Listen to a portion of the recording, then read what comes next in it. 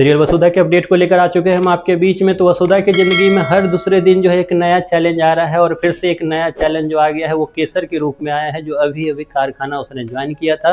उसने कारखाने के एक तरह से बढ़ोतरी के रूप में या कारखाने के फ़ायदे के रूप में भले ही काम ज़्यादा ना किया हो, लेकिन अपनी ज़िंदगी की परेशानी जैसे ही वसुधा को बताएगी, वसुधा उसकी मदद करने के लिए बिल्कुल तैयार हो जाएगी। क्योंकि जल्द ही केसर बताती हुई नज़र आएगी, जो आपको रिसेंट एपिसोड में देखने को मिला कि किस तरीके से उसकी जो बेटी है वो काफ़ी ज़्यादा मुसीबत में है, अपने ससुराल वालों के हाथों में इस तरीके से फंसी हुई है जहां उसको शोषण के अलावा कुछ नहीं किया जा रहा है। और ये चीज़ वसुधा को बर्दाश्त नहीं है। वसुधा इसी चीज़ के लिए उसकी बेटी को छुड़ाने के लिए निकल जाएगी, उन तमाम चीज़ों की परवाह किए बगैर कि आखिरकार उसके साथ क्या हो सकता है, वो लोग कैसे हैं, बुरे हैं, अच्छे हैं, इन चीज़ों की परवाह किए बगैर वसुधा यहाँ से निकल जाएगी उनकी बेटी को छुड़ाने के लिए। साथ ही साथ देव जो है, जो हमेशा उनके साथ परछाई की तरह रहते हैं, तो देव भी उनका साथ निभाने के लिए चले जाएंगे उनके साथ। और जल्द ही ये दिखेगा कि किस तरीके से केसर की बेटी को वहाँ से छुड़ाकर वापस लाएंगे। क्योंकि वसुधा ने रिसेंट एपिसोड में एक तमाम अच्छी सी डायलॉग बोलती हुई नजर आई कि एक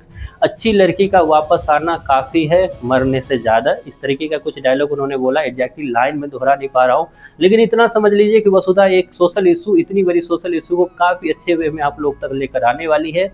और उसके बाद वसुधा अपनी भी लड़ाई लड़ने वाली, जहाँ वो दूसरों की हेल्प करती हुई नजर आ रही है, वैसे ही वो अपनी भी लड़ाई लड़ती नजर आएगी। खास करके चंद्रिका का वो राज जो अब देव तक पर आ चुका है, देव के सामने भी आ चुका है। दादी साहब को तो पहले से पता ही था, अब बारी है वसुधा को जानने की। वसुधा जल्द ही चंद्रिका की उस राज को जानेंगे और चंद्रिका के सामने अब बराबर की लड़ाई आपको जल्द ही देखने को मिलेगी। वो चंद्रिका अब तक समझ रही है कि वसुधा में उतना पोटेंशियल नहीं है, वसुधा किसी काम की नहीं है, वसुधा बस किचन में 4 खाना बनाने के लिए है, ये बिजनेस कहाँ से कर पाएगी। इसके अलावा चंद्रिका ने हर वो कोशिश की जिसके बाद वसुधा को एक तरह से मोटिवेशन मिले ही नहीं। वसुधा हार थक कर वापस फिर किचन में बैठ जाए कि मेरे बस की किचन एक तरह से बिजनेस नहीं है, मैं किचन में ही अच्छी हूँ। लेकिन वसुधा क्योंकि वसुधा है, तो वसुधा उस चैलेंज को हर बार स्वीकार करती है जो उसके सामने आती है। और इसी रूप से आप देखेंगे कि जल्द ही वसुधा जो है एक नए कारखाने को भी शिफ्ट करती हुई नजर आएगी, अपने बिजनेस को ऊपर बढ़ाती हुई भी नजर आएगी।